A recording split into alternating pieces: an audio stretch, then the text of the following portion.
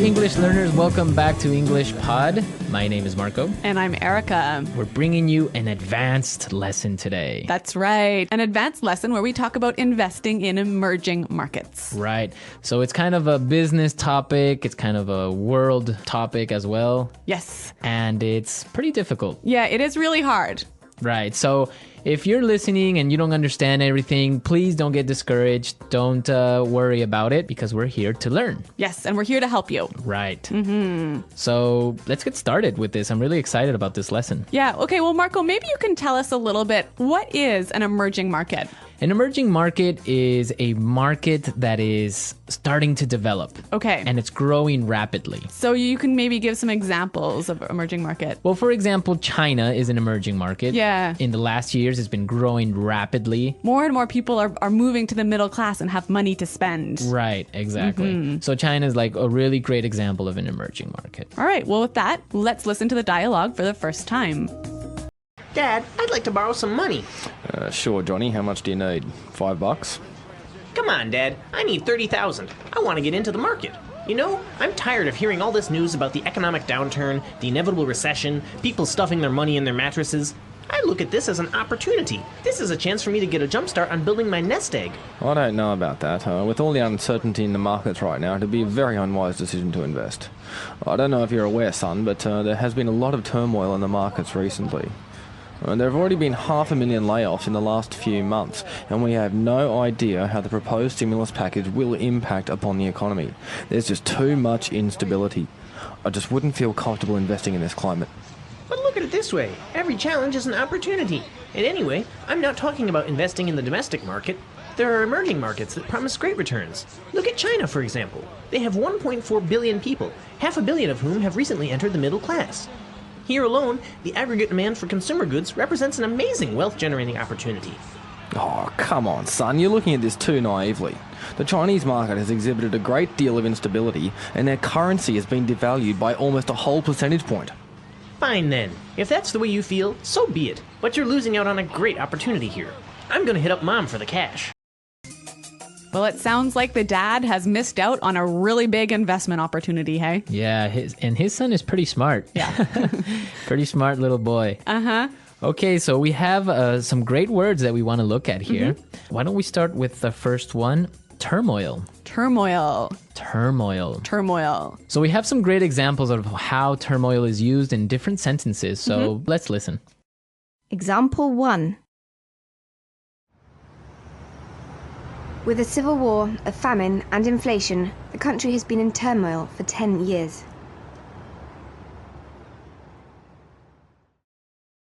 Example 2. There's been a lot of turmoil in my life recently. I've moved to a new city, I've changed my job, I broke up with my girlfriend. Example 3. The devaluation of the dollar caused a great deal of turmoil in the markets. So turmoil is a state of uncertainty, of change, of difficult times. a little bit of chaos. Also, Yeah. So, for example, when there's a lot of turmoil in the market, that means stock prices are changing drastically from day to day. Right. Or the economy is in turmoil. There's a lot of problems going on. Yeah, uncertainty. Uncertainty. Okay. Good word. All right. And we also saw something really interesting in the dialogue about a proposed stimulus package. A proposed stimulus package. So a proposed stimulus package is something that's going on now. Yes, let's break this phrase down. So we've got stimulus package. A stimulus package, something to stimulate the economy, right? Right, so money from the government to get the economy moving. To get it moving, stimulus package. Proposed. It means that it hasn't been approved yet. Right, it's suggested. It's suggested. It's an idea. So the proposed stimulus package for the U.S. economy, for example, is $150 billion. Right, that's $150 billion of American taxpayers' money that the government wants to put into the economy to keep it moving. To keep it moving, right. So if it works or not, that's still a debate, but it's a proposed stimulus package. Let's move to our third phrase, aggregate demand. Aggregate demand. Aggregate demand. Aggregate demand. So demand is pretty clear, but this word aggregate, what's that about? Aggregate is like a combined, added, Yeah. right? Yeah. Aggregate demand. For example, in a country like China, where cities like in Shanghai or cities like Beijing, Yeah. where more and more people are accumulating wealth, the aggregate demand is increasing. Right. The combined demand for consumer goods is growing. Right. More people have more money, so they're spending more. Yes. Okay. You know, Marco, there's a ton of excellent language in this dialogue, isn't there? Yeah, a lot of good stuff here. Yeah, and we want to listen to the dialogue one more time. But before we do, we have 3 words for you that we want you to listen for. Yeah, pay attention to these words. Nest egg. Nest egg. Inevitable. Inevitable. And hit up. Hit up. So, from the context of the dialogue, try and see if you can figure out what they mean. But after listening to it, we'll come back and explain it anyways.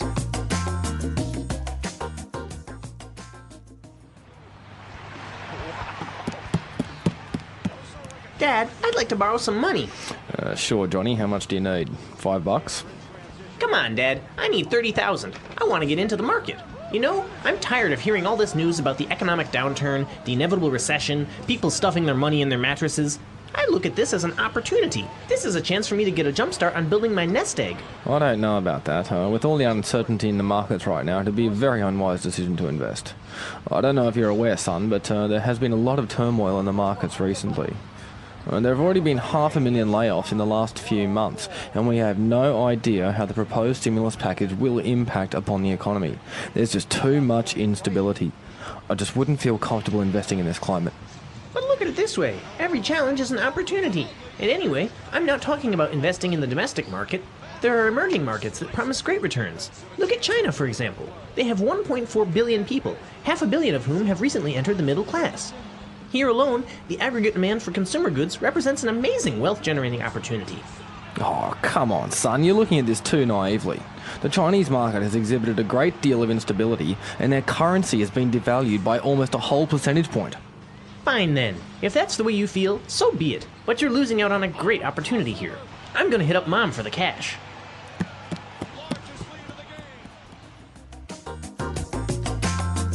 So the kid wants to invest because he wants to set up his nest egg. That's right. So basically, he wants to get a bunch of cash together so that he can buy a house or get married or whatever. It's that money you need to start your life, right? To start your life, your nest egg. It's kind of a weird way of referring to this money, right? I guess it is kind of funny.